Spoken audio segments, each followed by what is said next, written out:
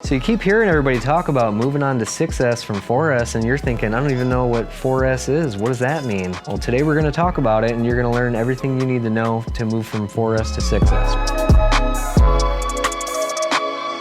What is S, you might ask? Specifically, they're talking about how many cells in series there are in that battery. Every cell of a lithium battery is essentially a 4-volt battery. So as you combine them together and you wire them in series, you're gonna multiply that 4 times however many S. So a 4S battery, it's 4 times 4, it's essentially a 16-volt battery. If you move up to 6S, you're at 6 times 4, it's a 24-volt battery. Why would you change the voltage of the battery that you're gonna use on your drone? There's a few different reasons you may wanna do that. For the setups we're using, what you're getting out of that is more power. I think the standard KV motor when I got into it was 2300 kV. Essentially what that means is for every volt that you feed into that motor, it's gonna spin 2300 RPM. So if you're on 3S, you got 12 times 2300. You bump it up to 4S, now you're 16 times 2300. So you're just gonna spin the blade a lot faster and get more power and more control out of it. But there's a limit to how much more extra power you can get by simply spinning the prop faster. At some point, the prop just isn't gonna be able to take it, or the motor is gonna get too hot. It's not gonna be able to produce that power. Well, that leads into the other reason why you may wanna keep raising the voltage. In my opinion, the reason why you're hearing a lot more about 6S now is because it's not just to get that extreme power. It's actually to get more efficiency. Because if you raise your voltage on your battery, but you lower the KV on your motors, you can come back around to that same amount of power you would have on 4S and 2400 kV motors. But now since you're doing it with voltage instead of amperage, in theory should be more efficient, meaning you're gonna get longer flight times. Another reason why a lot of people like to run 6S is because since you have such an overhead in voltage compared to a 4S battery, when you get down to the end of your flight, you can expect that the power is still gonna be more consistent because you still have a lot of voltage to work with. Okay, so you made up your mind, you're on 4S now, you're gonna go to 6S. The first thing you wanna take a look at is any of the electronic components in your drone that are gonna be pulling power directly from that battery, they need to be rated for 6S. If they're only rated to go up to 4S and you plug a 6S in, you're risking it. Now, the next thing to decide is, are you moving to 6S to get some ridiculously fast rig, or are you doing it to get more flight time? If you wanna just go really fast, then as long as the components can handle it, then you can just slap a 6S on there, maybe take an easy test flight. But if you're looking for more efficiency and longer flight time, you're gonna wanna pick some motors that are a lower KV. Since I know this is a transition that a lot of people are kind of hesitant to do, and myself included, so what we've done is put together a bundle with 4 6S blaster motors and 3 6S tattoo batteries. So you can find that bundle down in the description of this video.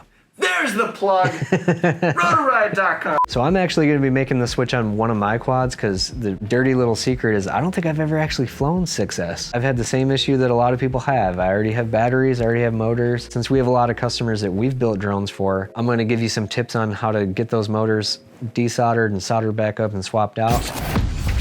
Okay, we're gonna switch out these 2650 kV motors for these 1800 kV blasters. So it's gonna give us the right range that we're looking for 6S. First step is I'm gonna take these props off. I like to get a grip around the prop and then grab the motor to where the prop cannot turn in my hand.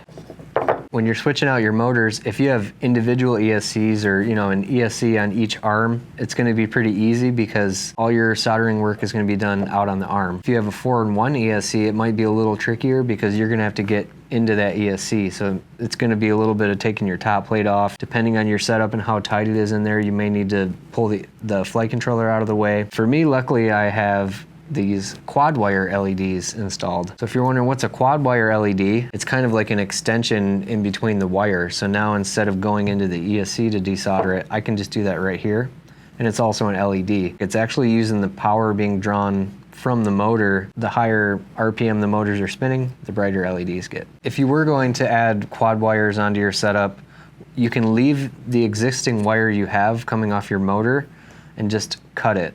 So leave the part that's soldered onto the ESC, cut it, and then remove the motor. And then what you would do is take those wires and solder it on to the one end of the quad wire LED. And then your motor is gonna get soldered onto the other. The direction is usually gonna be set in the ESC, so you probably will be okay, but it's something to know that once you get this done, set it up into Betaflight and check your motor direction to make sure nothing has changed on you. Since I have a good quality Kester solder and a good hot iron, it's gonna be super easy. You make sure that the tip of this iron is always nice and clean and shiny. You're gonna take a small amount of this solder, and this is what you call tinning your tip.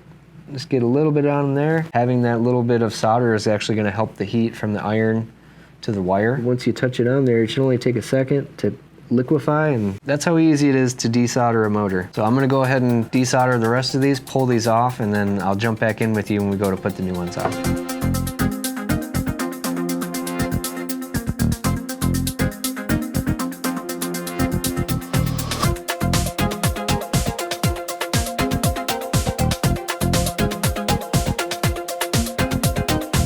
Busting out these new 6S blasters we're gonna be switching this build to here. For my setup, I already have all the right length of screws that I'm gonna use, and because I'm using these quad skids, which I would highly recommend. They add a little thickness, and this is a 5mm thick arm, so I don't think these are gonna come with the length of screws I need. So all I need out of here is just the motor. Save those screws for a rainy day. Pro tip, kids, don't throw your hardware away. You never know when you'll need that screw. In order to keep it a little more tidy while I'm doing this, I'm just gonna pre-trim this down a little bit, leaving more than I know I need enough of.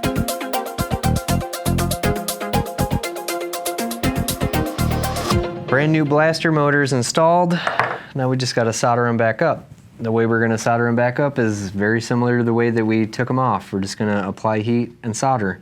The only difference is we need to tin these wires. So any two things that you're gonna solder together, you don't just hold them together and then add solder. You tin or add solder to each part. Now you're done with this, and you can just hold them together and heat it up. The solder from each half are gonna melt and then become one. So first up, I'm gonna do my final trim of these wires, line them up to where they're gonna go, leave a little bit of slack. I'd cut that guy about that long. Just a little bit past where it needs to go. Wires are trimmed. Next thing I gotta do is strip the wires. You can usually just pinch it with your thumbnail and pull on it. That's one way to do it. You can also do it with these. It takes a little more dexterity because if you squeeze a little too hard, you're gonna cut through the whole thing. But this is the way I like to do it. Do that without cutting through the wire. You can also use a tool that's specifically meant for stripping wires. Usually as I'm building quads, I'm using these a lot to trim the wires, so I just learned to use the same tool to also strip the coating off. Try to be careful not to expose too much. You only need, about the same length of what the pad is. Next thing I gotta do is tin all these wires to get that prepped. I wanna make sure the wires haven't gotten too frayed out, so what you can do is just kind of give it a slight little twist, and also to make them a little easier to get to, I usually like to kind of pull them up. All right, now we're on to tinning. Hold the iron on one side of the wire and hold the solder on the other side. That's gonna make sure that the wire is actually hot enough to melt the solder. I already have solder on the pads that I'm going to solder to, but I can see it's gotten a little messy, so I'm going to clean it up a little bit and maybe add a little more where it's needed. You want to be careful not to use too much, because if you use a ton of solder, what can happen is the 2 points will bridge together because you got so much that as it heats up, it just flows into one big blob. If you can tell from looking, that's about the right amount. This is not the best tool for holding your wires because you might cut through it, but it's what I got. Ideally, you'd want some tweezers for this. That's it for a solder joint. It shouldn't take much. Looks good to me.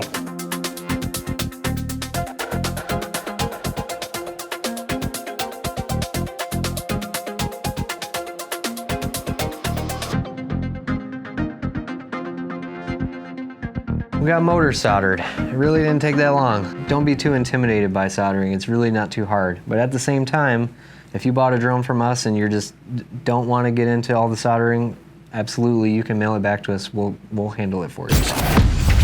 All right, I got those motors swapped out. I got me some 6S batteries. Now the last thing to talk about is to make sure I can actually charge them. Not only you need to make sure that your charger is going to handle up to 6S, but also your parallel boards or cables that you have for parallel charging, make sure those are able to go up to 6S as well. I personally use the little spider cables that don't have a circuit board, so in my case, I need a whole different balance cable to charge 6S batteries.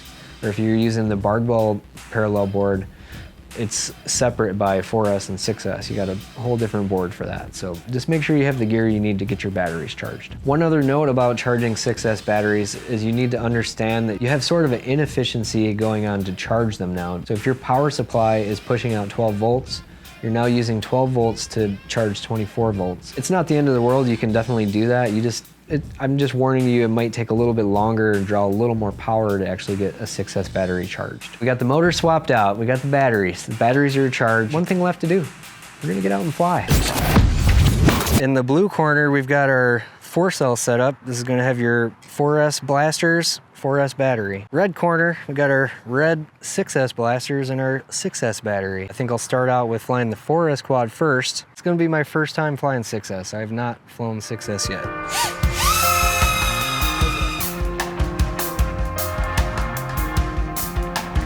Pretty good power there.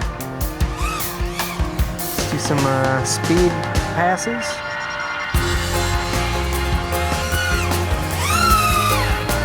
She cooks pretty good.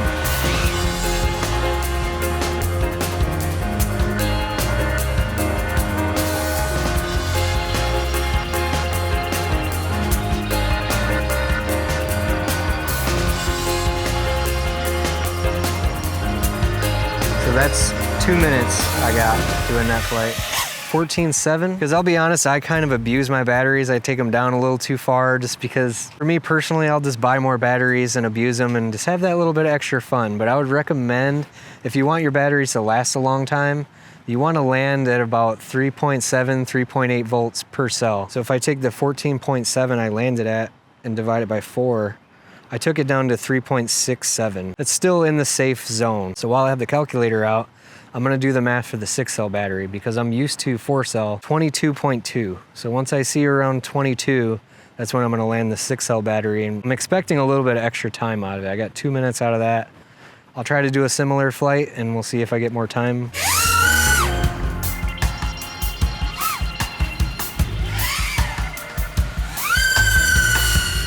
What do you think of that? So far, definitely from the tone of it, it sounds like I'm hitting a higher RPM and more power.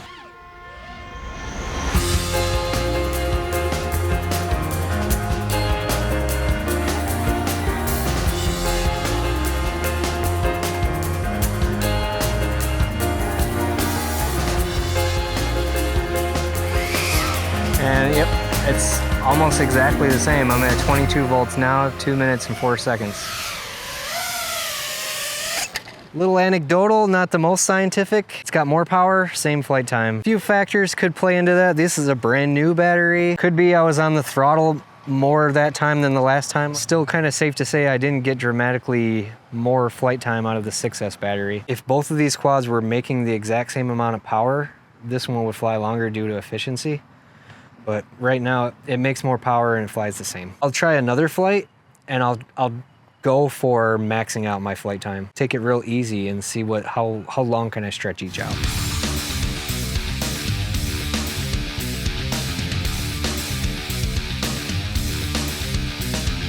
I'm about to call it here because I'm at a pretty consistent 14.2. 4 minutes and 13 seconds. And we're at 5 minutes 40 seconds and I just got below 22 volts. What? I'm at 21.8. And I just went one lap too far because now my battery's totally dead. It's at 17, 15, 16. Oh, you just killed it way too much. Yeah. Shoot, we got distracted. But it's crazy because that last little bit sunk a lot. Like I was hanging in 21.8 for a while. I went one more lap and I hit that point where it was immediately draining down. That battery's dead. It's 10 volts. It's like going down. But I was able to get like 7 minutes out of that instead of 4. You just ruined the entire experiment. And that battery. The point is very clear. It was definitely a lot longer on that. Look how fresh and crispy this battery That's is. the first flight ever on it. First flight ever. So there is that too. Garbage. There is an element of breaking your batteries in. Maxing out the amount of flight time you can get on your batteries, not something you should do on the first flight of the battery. I have one more 6S battery. So on this flight, I'm gonna try to redo the freestyle portion, but try not to do what I did to the other battery. So I'm gonna shoot for 22 volts on this one. I don't even remember what I did the first time.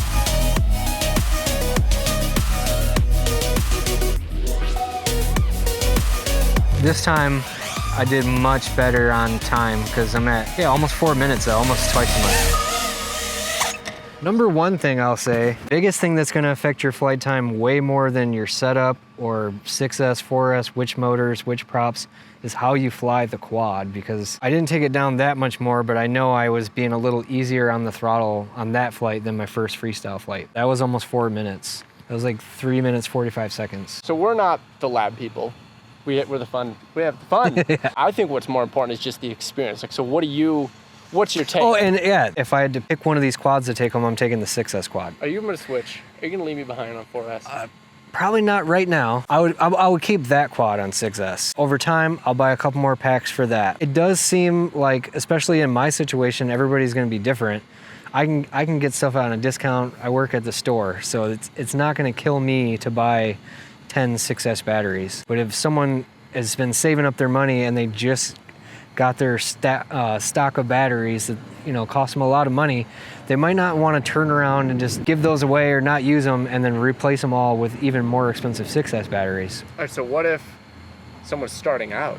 If you're starting out, I kind of think 6S is the way to go. Really? I guess there's not that many other negatives really. It's just the price of the I batteries. think the big negative used to be components couldn't handle it. Yeah. But we're getting more and more components, like more and more entry-level components are now advertised as 6S capable, yeah. and I trust it. We are using higher-end components. That being said, this 6S quad is on the Hobby Wing stack. That's done really well on 6S. I hate to admit it too. I guess I'm not really seeing any reason not to do 6S. My imaginary friend here was getting into quads. I'd be like, you should probably go for that one. That one seems to be a little better.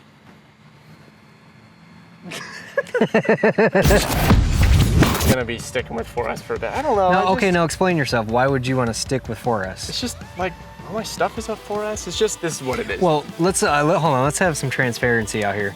Drew has a motor with his name on it, and so do I. That also kind of plays into it too. When it's like you've committed to something, you put your name on something. Yeah, my name's on something. Compatible. So it's like, are neither one of us going to use our own product because we're switching? Maybe we need to make 6S versions of our motors.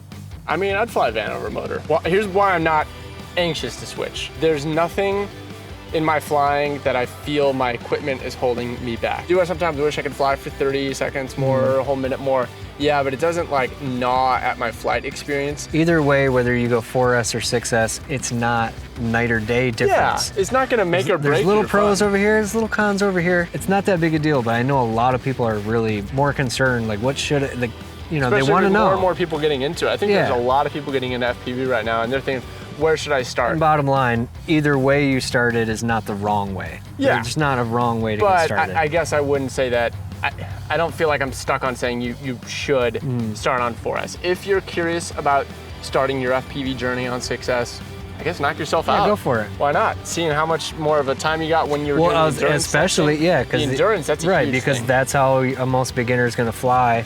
Just kind of cruising around, not ripping full throttle all the time, and you're getting more time to practice. That's a big thing. Definitely, if there's anything we missed and you still have more questions, feel free, comments below. What setup do you fly? Are you a 4S holdout? Or are you already a pioneer of 6S? If you enjoyed this video, make sure to hit the like button to let us know, and hit the subscribe button so you can keep up with all our drone adventures. Thanks for watching. See you next time.